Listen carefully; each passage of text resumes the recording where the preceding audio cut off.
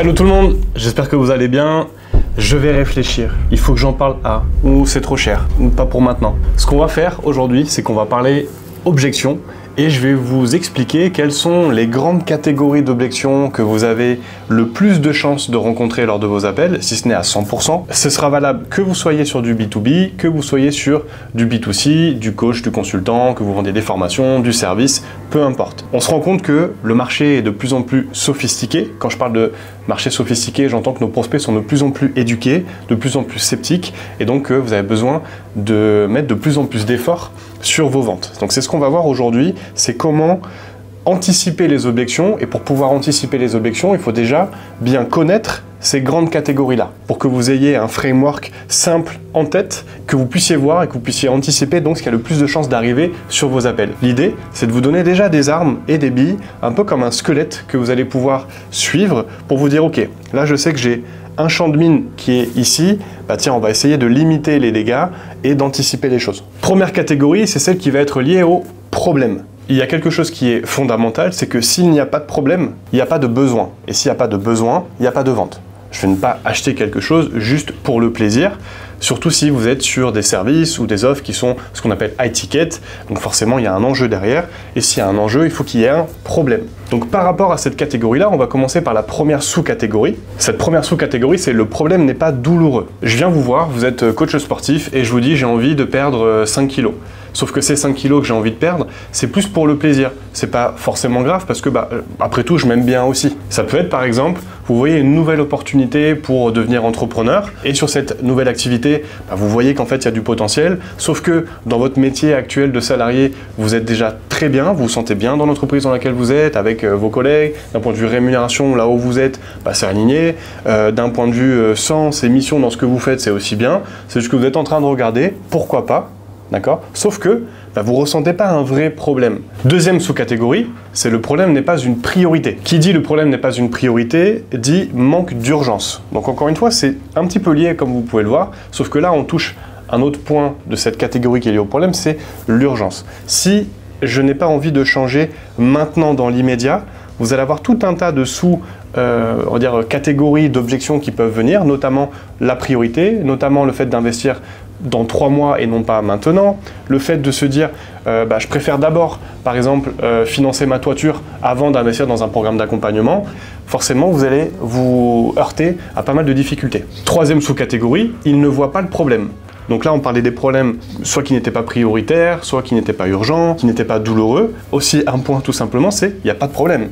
Et là vous avez sans doute déjà entendu ce genre de prospect arriver sur vos appels, dire bon, moi j'ai vu votre pub, j'ai cliqué, voilà, je voulais voir un petit peu ce que vous proposez, mais sinon tout va bien de mon côté. Alors si là il n'y a pas de problème, rappelez-vous juste simplement cette phrase, s'il n'y a pas de problème, il n'y a pas de besoin, et s'il n'y a pas de besoin, il n'y a pas de vente. S'il ne voit pas le problème, forcément derrière vous n'arriverez pas à faire votre vente.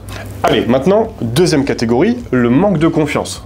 Dans le manque de confiance, on va retrouver 4 sous-catégories. La première, c'est le manque de confiance envers la solution en règle générale. Par exemple, si la personne ne croit pas qu'une formation en ligne ou un accompagnement en ligne a de la valeur, parce que peut-être que dans sa perception, c'est de l'arnaque, ça marche pas, etc. Déjà là, pour lui, il y a un problème.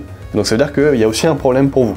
Par exemple, moi, les formations en ligne, j'en ai déjà fait 2, 3, j'ai pas eu de résultats, franchement, je vois pas forcément la valeur de se former parce que j'ai souvent été déçu. Ah, donc là on parle pas de votre solution, mais on parle de la solution en règle générale du fait de se former. Donc ça veut dire que, attention, red flag, il va falloir le débunker.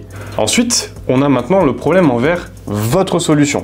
Le prospect a confiance dans le fait que se faire accompagner, c'est important. Quelle est la meilleure solution qui va l'aider par rapport à sa problématique? Maintenant, on arrive à une sous-strate de ce même problème qui est, ok, on a vu que tu voulais aller dans le closing, maintenant c'est quelle formation que tu as envie de choisir? Et donc, parmi tous ses concurrents, il faut qu'il ait la confiance que votre offre à vous puisse lui permettre d'atteindre ses résultats. Et on va descendre encore d'un niveau. Et là, attention, ça peut brusquer quelques personnes, mais là, ça va être un peu plus personnel. Ça va être la confiance envers vous qui est en train de faire l'entretien avec le prospect. Typiquement, ce qui va se passer dans sa tête, c'est est-ce que je le sens ou est-ce que je le sens pas lui? Et là, je parle même pas de l'offre. C'est est-ce que j'ai envie de lui donner mon argent? Le dernier point, qui est aussi un point important, mais on n'en parle pas forcément, c'est la confiance qu'il a envers lui-même. Et là, si on prend l'exemple de coaching, d'accompagnement, c'est la confiance qu'il a envers sa capacité à atteindre les résultats. On va prendre l'exemple d'une offre en séduction. Imaginons que vous avez un homme qui est célibataire vétéran et qui a pu peut-être faire allez, on va dire 5 rencarts sur la dernière année. Et vous proposez une offre d'accompagnement en séduction pour aider les hommes à multiplier leurs rendez-vous et donc rencontrer la femme de leur vie. Là, vous allez avoir Jean-Michel qui a fait 5 dates en un an. Et vous, votre solution lui promet d'en faire peut-être 5 par semaine. Donc c'est tellement loin de sa perception de ce qui est possible. Pour lui, j'ai fait 5 dates en un an, là vous êtes en train de me dire que je vais en faire 5 dans une semaine. Le Jean-Michel, il va pas se sentir capable d'y arriver. Parce que pour lui, oui je veux bien en fait, mais bon quand même, je sais pas si je vais y arriver. Je trouve toujours quelque chose à dire ou je suis pas sûr que je vais y arriver. Donc la confiance envers lui-même est super importante à valider. Troisième catégorie, les objections qui sont liées aux finances. Bien évidemment, on va parler d'argent. Dans cette catégorie-là, on va retrouver 3 sous-catégories. On va parler de la première sous-catégorie que vous connaissez forcément, c'est celle qui parle le plus, c'est le ratio valeur perçue prix qui est négatif. Qu'est-ce que ça veut dire? Tout simplement, c'est que la valeur perçue de votre offre comparée au prix que vous proposez est négative, donc je ne vois pas la valeur par rapport au prix que tu es en train de me proposer. Donc c'est pas forcément que c'est trop cher, c'est juste que pour lui, ça ne vaut pas le prix que vous lui proposez. Deuxième sous-catégorie, on va parler de logistique, la logistique financière. Qu'est-ce que ça veut dire? Dans cette sous-catégorie, je vais la classer en 2 branches. Le manque de logistique financière parce que c'est pas le bon timing pour lui. On reprend l'exemple qu'on a donné en début de vidéo qui est j'ai un déménagement de prévu. Ici, attention, là en fait dans mon budget, j'avais prévu de dépenser telle somme pour mon déménagement. Maintenant là, vous arrivez avec cette solution qui est aussi super importante pour moi, mais là ça ne matche pas entre les deux. Qu'est-ce qu'on peut trouver comme solution justement pour que ça matche? Et la deuxième branche, ça va être le poids dans son budget et ce que ça représente. Forcément, imaginons on a un salarié qui va gagner 1600 € de salaire par mois. À la fin du mois, il va lui rester peut-être 300 €.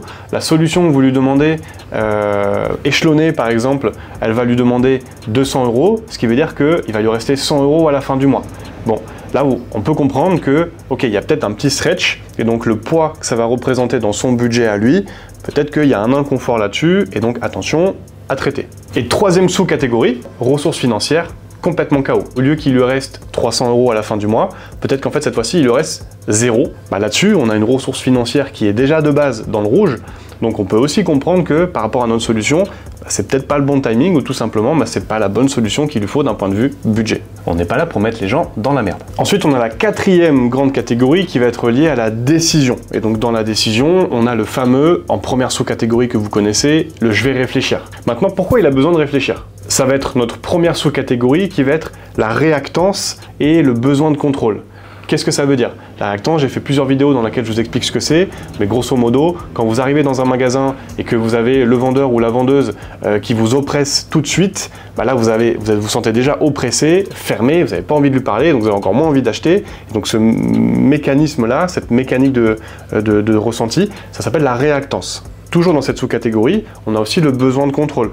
Viscéralement, il y a des gens où en fait ils ont vraiment besoin de réfléchir. Là-dessus, il y a souvent un débat entre oui, mais bon, sur le closing, si tu arrives à casser la croyance de c'est aussi ton job de casser.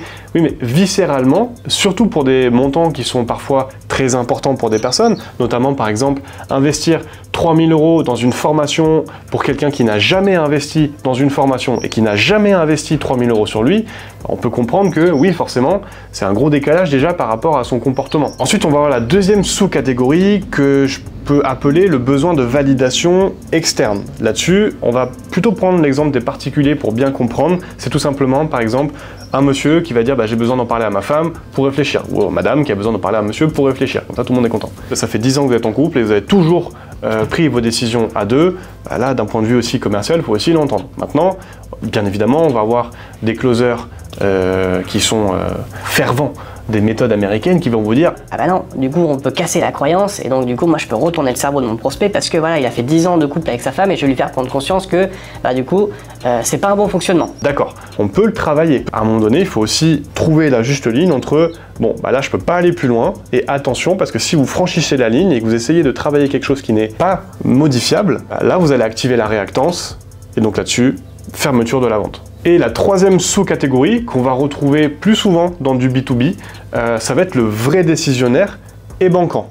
Typiquement, vous êtes en train de parler, par exemple, à un Head of Sales, sauf qu'en fait, ce n'est pas le Head of Sales qui est décisionnaire sur la solution que vous proposez, ce n'est pas le directeur commercial, par exemple, ça va être le dirigeant qui prend cette décision-là. Et donc, si vous avez fait un rendez-vous, un R1, et que vous n'avez pas le dirigeant qui est sur l'appel ou sur la vente, forcément, il va vous manquer un décisionnaire.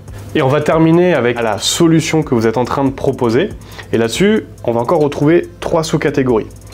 La première, c'est que la solution que vous présentez, selon lui, n'est pas efficace. C'est-à-dire, par exemple, si vous vendez un accompagnement avec que du coaching de groupe et que la personne, dans ce qu'elle vous partage, a vraiment besoin de coaching individuel, selon elle, l'efficacité de votre méthode ne matchera pas avec son besoin.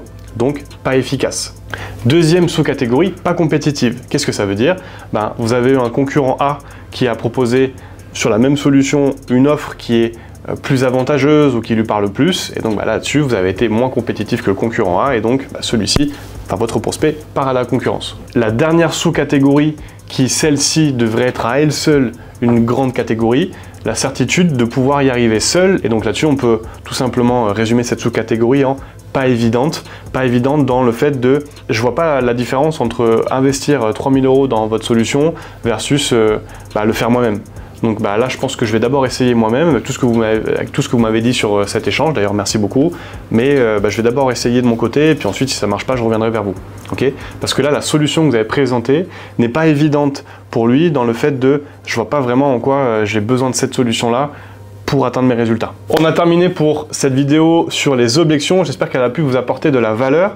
Donc, vous avez pu voir les différentes catégories d'objections qui avaient le plus lieu d'être. Ça va vous permettre et ça va vous aider, je pense, à mieux construire à la fois votre marketing pour faire en sorte de répondre à certaines objections déjà en amont, notamment là je pense en premier lieu à la valeur perçue. Donc forcément la valeur perçue que vous allez donner sur votre appel est importante, sur votre entretien de vente, mais tout le marketing qu'il y a aussi autour fait que si votre prospect a déjà vu la valeur en amont avant d'arriver chez vous en entretien, c'est déjà un gros plus. Maintenant, l'idée c'est que vous puissiez aussi construire votre argumentaire, vos réponses aux objections, vos questions aussi pour pouvoir aller un petit peu checker ces différentes objections avant qu'elles n'arrivent. Si vous avez apprécié cette vidéo, je vous laisse mettre un like. Si vous n'êtes pas encore abonné, je vous laisse vous abonner. C'est une vidéo par semaine et je vous dis à très vite.